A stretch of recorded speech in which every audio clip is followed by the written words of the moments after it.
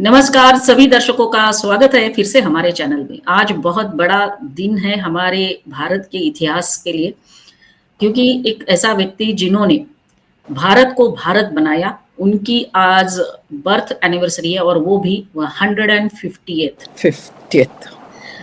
बहुत बड़ा सेलिब्रेशन हो रहा है केवड़िया कॉलोनी, जहाँ पर स्टैच्यू ऑफ यूनिटी है और बड़े पैमाने पर उसको सेलिब्रेट किया जा रहा है। इसकी कल्पना हम नहीं कर सकते कि उनके सामने कितने चैलेंजेस आए होंगे और कैसे उन्होंने उन चैलेंजेस को ओवरकम करते हुए भारत को भारत बनाया। तो आज हम इसी के बारे में चर्चा करेंगे, जो उनका दृष्टिकोण था, जो विजन था भारत के लिए, जो सपने थे, ये सारी बातें आज हम चर्चा करेंगे। और चर्चा के लिए हमने आमंत्रित किया है हमारे बहुत ही विशेष मेहमान, famous educationist doctor Anshu Tiwari ji को। मैम, आपका स्वागत है और आज आपके साथ इस टॉपिक पे चर्चा करने के लिए बहुत इंटरेस्टिंग होगा, ये अपेक्षा रखते हैं। Yes, the topic is very close to my heart कि हम जितना इस व्यक्ति के बारे में पढ़ें या जाने उतना कम है। यस, सिंगल हैंडेडली अगर आज हम जो भारत का नक्शा देखते हैं तो वो सिंगल हैंडेडली उनकी के बिना ये चीज पॉसिबल नहीं। Yes, right. और इस बात को सभी, लॉर्ड माउंटबेटन भी अप्रिशिएट करते थे, उनको अपना गुरु मानने लगे थे। जिस तरीके से उन्होंने प्रिंसली स्टेट्स को के साथ बात करके उनको एक माला में पिरो दिया, वो एक सबसे बड़ी बात थी। Yes ma'am. हाँ, क्योंकि वो माला पूरी नहीं होती अगर हम हमारे साथ एक ऐसे व्यक्ति का सहारा न। इतने सारे प्रिंसली स्टेट थे। अगर हम बात करते हैं महाभारत की, तो भगवान श्री कृष्ण दुर्योधन को समझाने गए थे और उन्होंने 5 गांव मांगे थे और दुर्योधन ने कहा था सुई के नोक के ऊपर भी जमीन होगी तो भी मैं नहीं दूंगा। तो आप सोचो कि इतने बड़े प्रिंसली स्टेट्स और उनके राजकुमार राजाओं को मनाना कितना डिफिकल्ट काम था। इसीलिए एक शब्द बहुत कॉमनली इस प्रोसेस के लिए यूज किया जाता है कि he handled it very delicately or with a lot of pragmatic diplomacy. Yes. वो जो उस समय डिप्लोमेसी दिखाई गई भारतीय लीडर्स के मदद से, राइट, वो एक अपने में एक बहुत बड़ा उदाहरण है वर्ल्ड लेवल। Yes, right. क्या आज आप कह सकते हैं ऐसा भी कोई लीडर वर्ल्ड चित्र पे है जो ऐसे डिप्लोमेटिकली प्रॉब्लम्स को सॉल्व कर सकता है? यस। तो जो आज भारत एक है, वो बहुत बड़ा उदाहरण वर्ल्ड के लिए है। Right ma'am.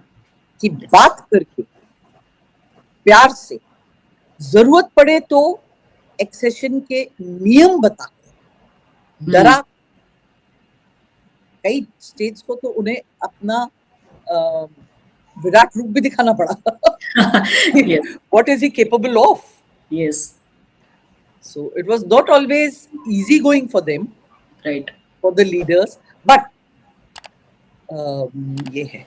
इसलिए सर विंस्टन चर्चिल हमेशा इस बात को अप्रिशिएट करते रहे कि इंडिया बहुत लकी था to have somebody like him at the helm of the affairs. Yes, right. कहीं मैंने एक बार पढ़ा था कि लॉर्ड मतलब जितने भी हमारे ब्रिटिश के वो थे, उनको लॉर्ड या लेडीज ही उपाधि दी जाती थी, तो they were all envying Jinnah. Yes, उनको ये था कि भारत के पास, जवाहरलाल नेहरू के पास एक ऐसा व्यक्ति है जो सरदार कहलाता है। क्या जिन्ना के पास कौन है? Right, right. और ये उस समय आज से 80 साल पहले ये बात वर्ल्ड लीडर्स ने रियलाइज की और मानी। Right, yes. मैम, जैसे हमने कहा कि महाभारत का हमारे सामने जो उदाहरण है, तो श्री कृष्ण और अर्जुन, पार्थ और सारथी, ये दोनों की जोड़ी थी। और यहाँ पे जब हमारी बात आ रही थी कि भारत को एक करना है, तो सरदार पटेल को उतना ही साथ दिया उनके साथ काम करने वाले, जिनका नाम है वीपी मेनन। तो ये दोनों की बहुत बड़ी भूमिका रही, क्योंकि हर जगह पे सरदार पटेल तो नहीं जा सकते थे, तो उन्होंने वीपी मेनन को भेजा कई जगह पे। उसमें से कई एग्जाम्पल है ना, जहाँ पहले डील साइन करने तक प्रिंसली जो स्टेट्स थे, उनके उत्तराधिकारी जो रहते थे, उनको लेके आना। यस, अब हम एक्सेशन पे साइन करेंगे, राइट मैम। हाँ, तो वो एक बहुत बड़ी वो थी कि जो बीपी मेनन नहीं होती तो ये प्रोसेस होता, तो इसमें मेरे को कोई डाउट नहीं है कि सरदार पटेल कर लेते, हाँ, मगर थोड़ा स्लो। यस, मतलब शायद जो पार्टीशन के समय हमने एक्सोडस देखा, जो मतलब भयावह रूप एक पार्टीशन का है, पार्टीशन का, वो जो हम लोगों ने देखा, वो शायद और ज्यादा होता स्टेट्स के ऊपर। Yes, right, right, right. तो मैम, सरदार पटेल के बारे में अगर हम बात कर रहे हैं, तो उनका विजन, उनका प्लानिंग और स्ट्रेटेजी, वो भी हमको देखने को मिलती है। हाँ, बिल्कुल।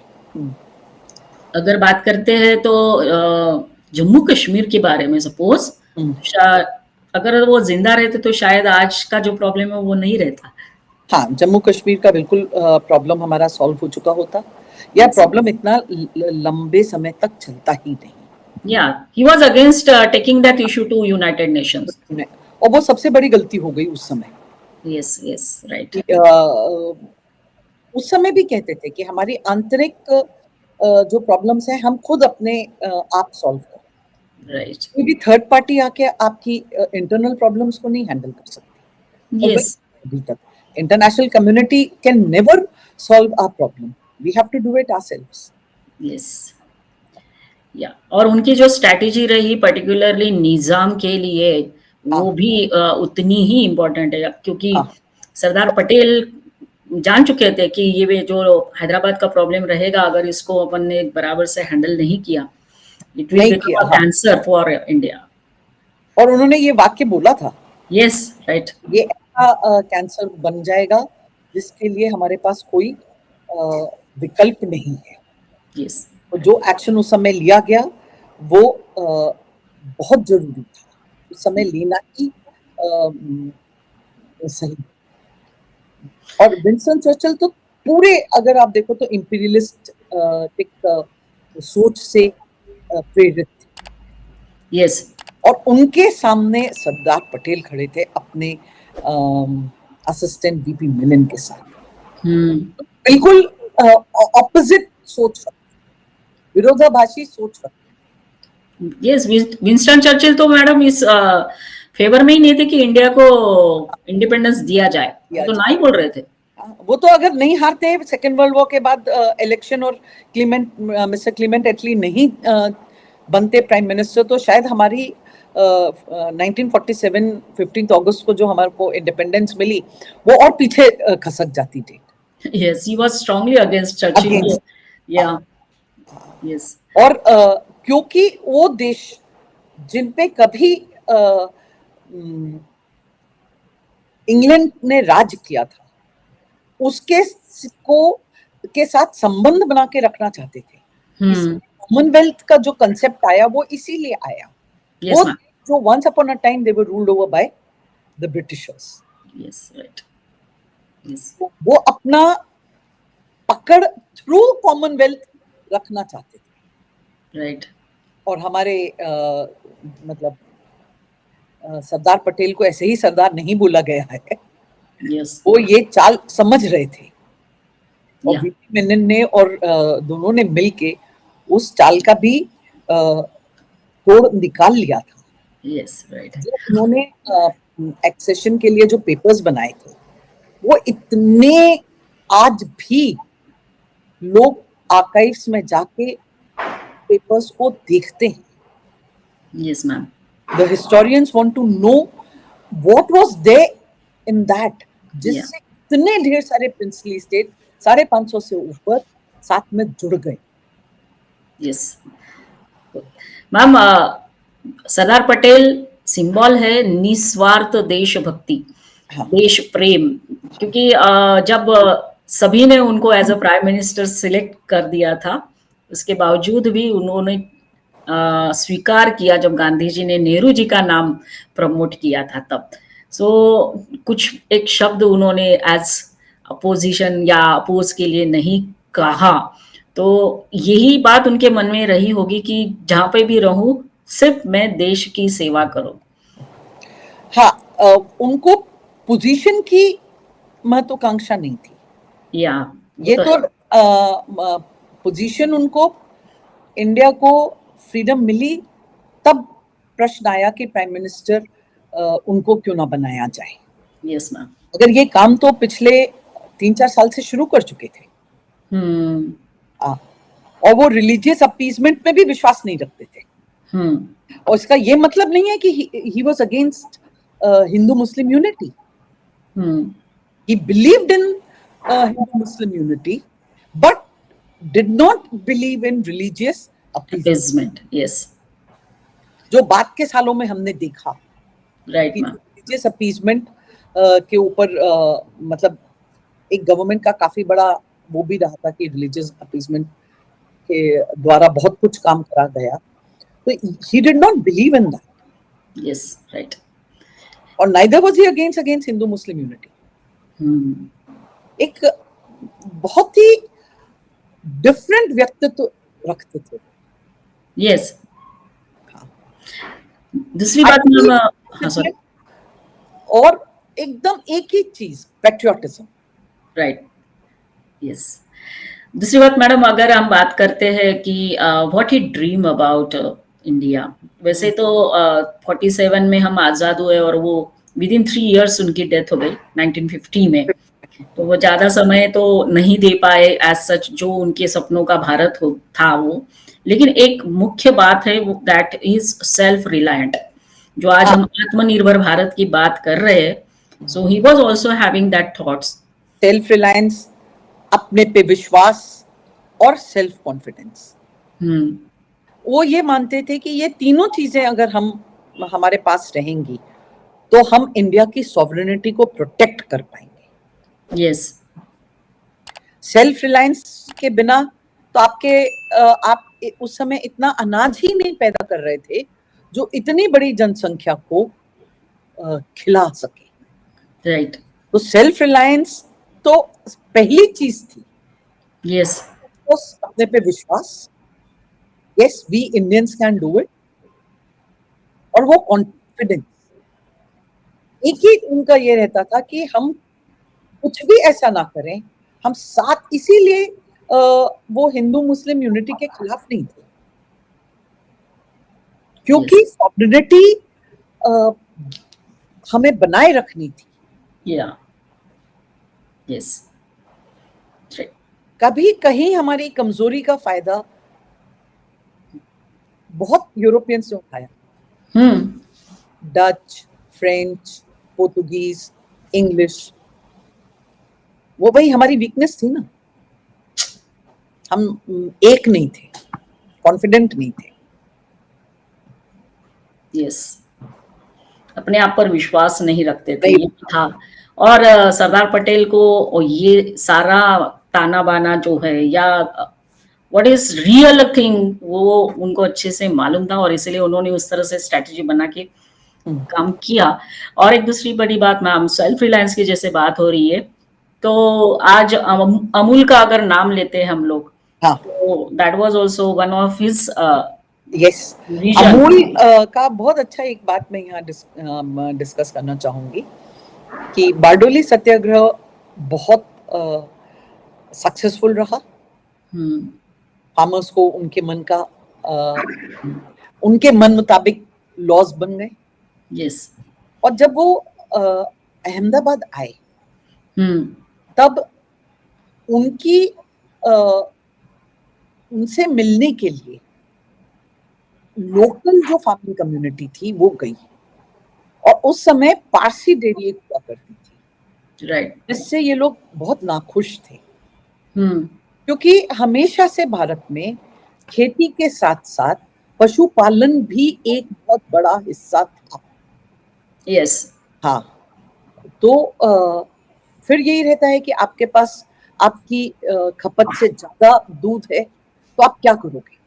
या, तो very unhappy with the Parsi dairy hmm, management, yeah, और Sardar Patel had to go back to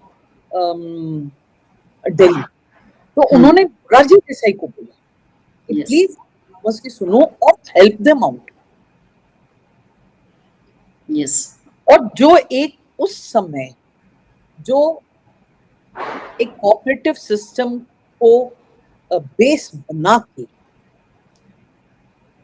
जो एक इंडस्ट्री स्टार्ट की गई, वो पूरे वर्ल्ड में अकेली इंडस्ट्री है, डेयरी इंडस्ट्री है, जहां हर व्यक्ति जो 1 लीटर दूध भी प्रोवाइड कर रहा है वो भी उसकी मैनेजमेंट में हिस्सेदार है।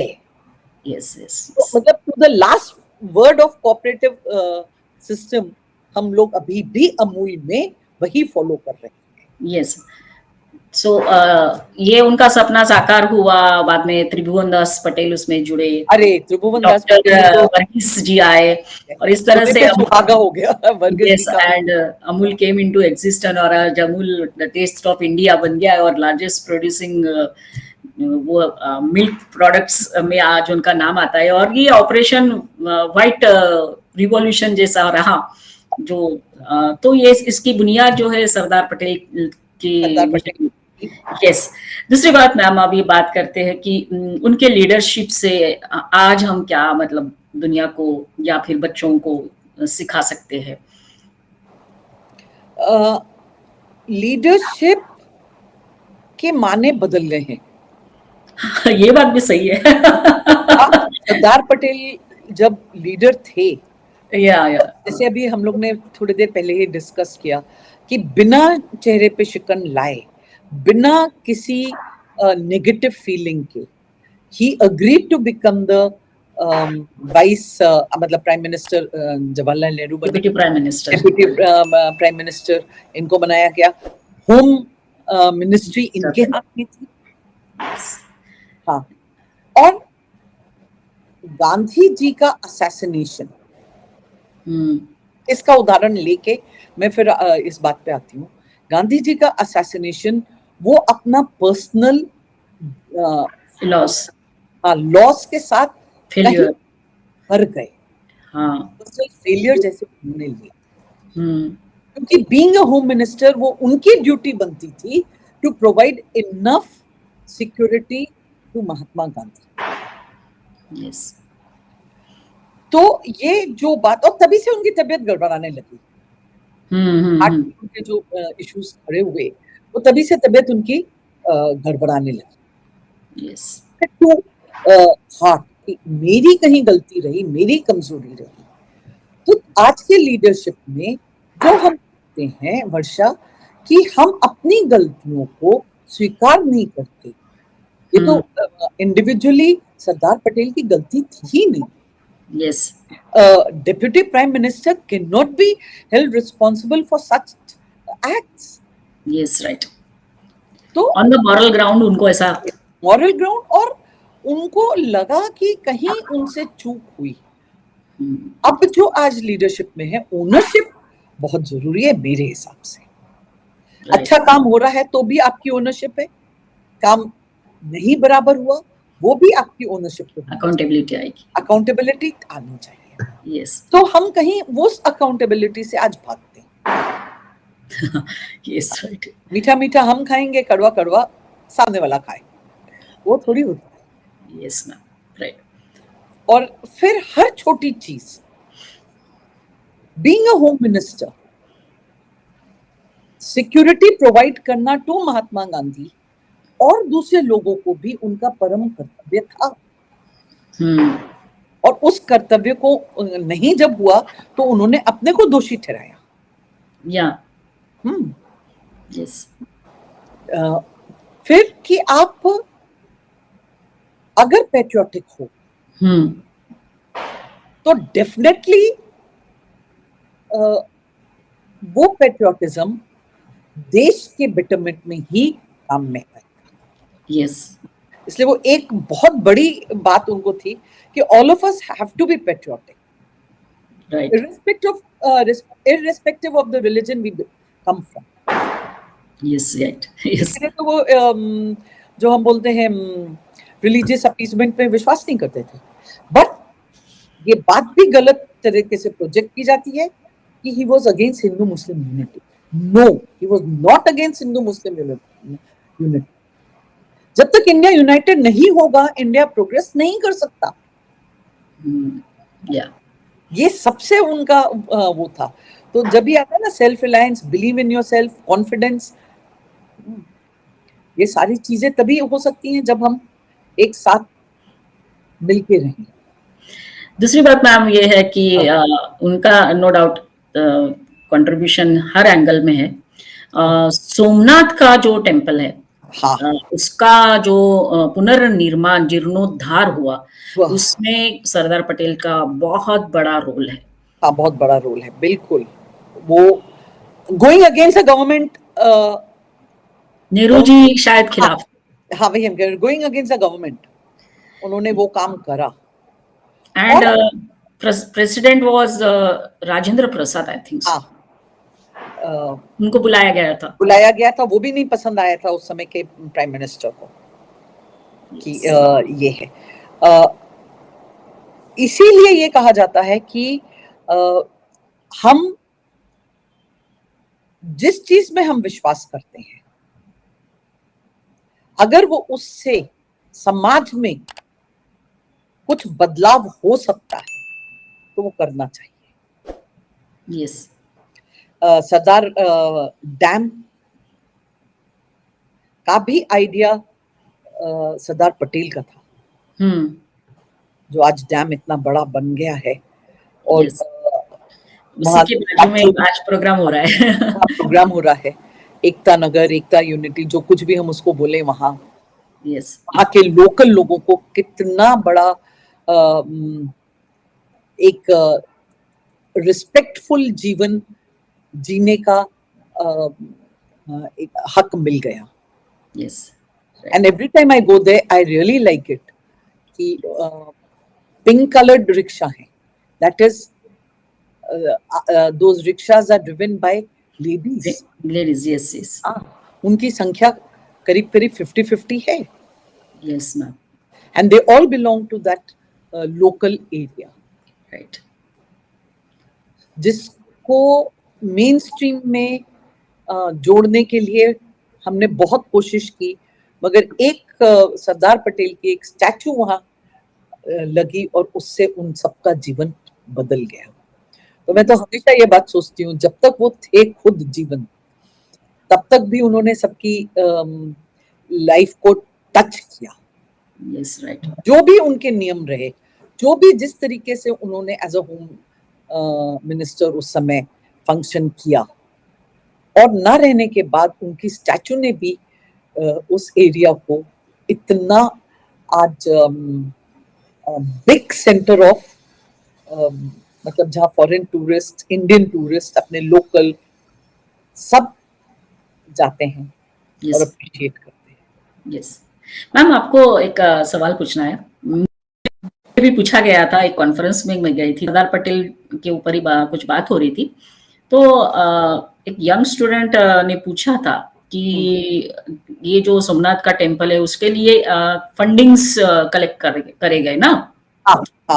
तो उसने पूछा कि वो पैसा मंदिर में क्यों लगाया, तो क्योंकि तब तो हमको बहुत जरूरत थी, भारत बहुत गरीब था, बहुत सारे प्रॉब्लम्स थे, तो वो पैसा उसमें लगा देते।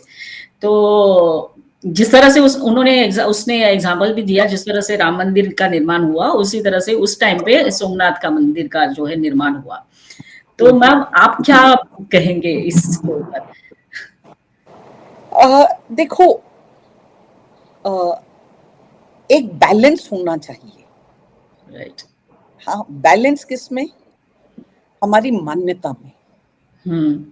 हाँ, हमारी मान्यताएं हमको क्या सिखाती हैं कि भगवान के आगे शीश झुकाओ। यस। और सोमनाथ मंदिर क्यों सरदार पटेल को इतना उसका जीर्णोद्धार करने का था? क्योंकि अगर हम हिस्ट्री पढ़ें तो बार बार 17 बार करीब उसको लुटा डिस्ट्रॉय गए, किया तोड़ा गया। गया। हाँ। तो as a Hindu dominant country, देखो ये ऐसा कहीं लिखा नहीं है, मगर मैं ये मानती हूँ कि उनका ये था कि हम जब इंडिपेंडेंट हो गए हैं तो ये हमारा एक मौलिकता बनती है कि उस मंदिर का हम जीर्णोद्धार करें।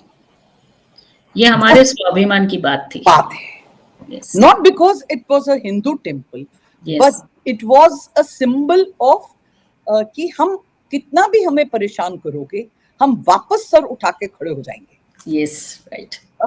तो उसके पीछे मैं ये 100% मानती हूँ, ना कि हिंदूज वोट बैंक को अपीस करने की कोई के मन में नहीं बात आई होगी। वो तो अब पिछले 15-20 साल से ये सब चलता है।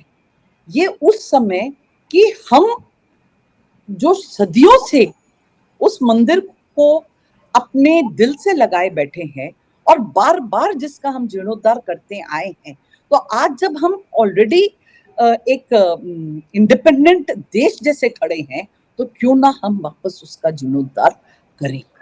यस। अलिया भाई होलकर ने भी किया था, मालूम?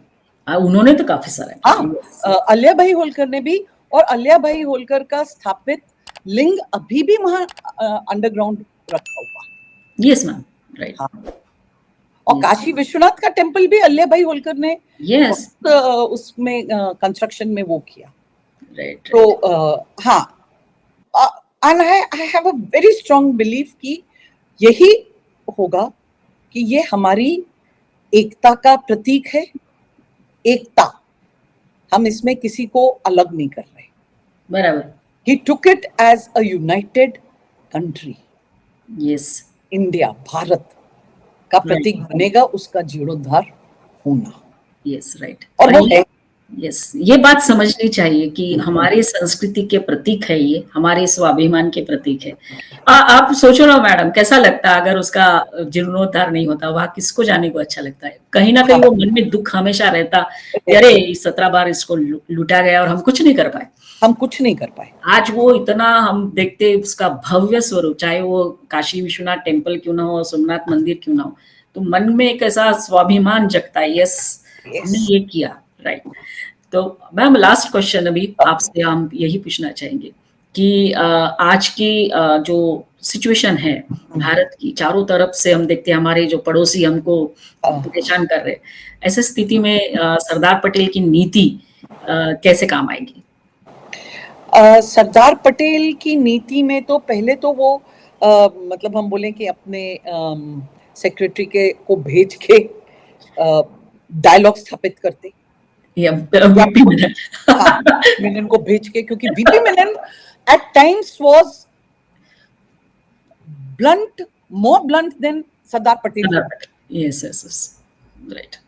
तो डिप्लोमेसी की शुरुआत ही है आप डायलॉग करके, और डायलॉग के बाद जब आप बातचीत पे आते हो, और नहीं अगर अभी भी हमारे नेबर्स उस बात को नहीं समझते, तो किसी भी प्रकार का लॉन्ग टर्म अगर हम पीस चाहते हैं तो हमें उनसे आगे बढ़ना होगा। यस। मिलिट्री स्ट्रांग होनी चाहिए, हमारे बॉर्डर्स को हम सिक्योर करें। हम कभी भी भारतीय पहले किसी के ऊपर अटैक नहीं करते, मगर हम अभी छोड़ते नहीं है। कि आप अगर हम पे अटैक करोगे तो हम आपके सामने दूसरा गाल रख देंगे कि आप उस पे भी एक चाटा लगा दीजिए, नहीं। और ये चीज वो बहुत स्ट्रांगली विश्वास करते थे कि लॉन्ग टर्म गेन के लिए शॉर्ट टर्म कुछ अगर हमें करना पड़े जो हैदराबाद में हुआ, वो उनकी सोच को पूरी तरीके से दिखाता है। Yes ma'am. हर जब रास्ता विफल हुआ तो फिर उन्होंने छोड़ा नहीं। Yes, right. क्योंकि वो लॉन्ग टर्म गेम था। राइट। और उस समय वो शॉर्ट टर्म लड़ाई जरूरी थी। Yes, right. हाँ, और ये तो हमारा लक रहा कि जो वो बहुत जल्दी चले गए, नहीं तो पाकिस्तान को तो कई बार मुंह की हमसे खानी पड़ी है, उस समय भी बहुत कुछ हो जाता। Yes, right. तो ma'am, thank you once again आपका, आप हमारे साथ जुड़े और सरदार पटेल के जीवन के बारे में जितनी भी बात करेंगे उतना तो कम ही होगा। सच ऐसे व्यक्ति आजकल मिलते नहीं मिलते हैं। नहीं है। और बस यही रहेगा कि भारत किस तरह से उनकी जो नीतियां थी उसको अपनाते हुए आगे बढ़ता है, अपना डिप्लोमेसी हो या फॉरेन पॉलिसी हो, जो भी हो। सभी दर्शकों को कहेंगे कि हमारा आज का वीडियो जरूर देखिए, लाइक करिए, कमेंट करिए और हमारे चैनल को सब्सक्राइब करना ना भूलिए। अगले वीडियो में फिर मिलेंगे नए टॉपिक के साथ, तब तक के लिए धन्यवाद। Thank you ma'am. जय हिंद मैडम। जय हिंद।